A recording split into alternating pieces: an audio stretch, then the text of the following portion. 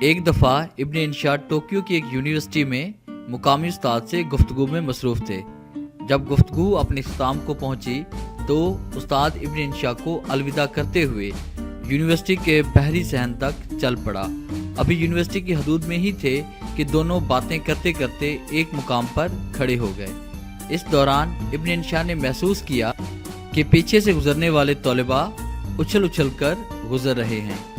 باتیں ختم ہوئیں تو ابن انشا اجازت لینے سے پہلے یہ پوچھے بغیر نہ رہ سکے کہ محترم، ہمارے پیچھے سے گزرنے والا ہر طالب علم اچھل اچھل کر کیوں گزر رہا ہے؟ اس کی کوئی خاص وجہ؟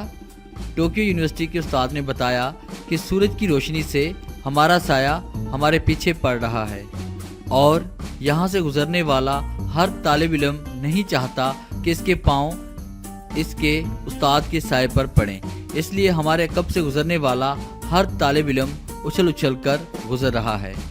یہ قوم کیوں نہ ترقی کرے؟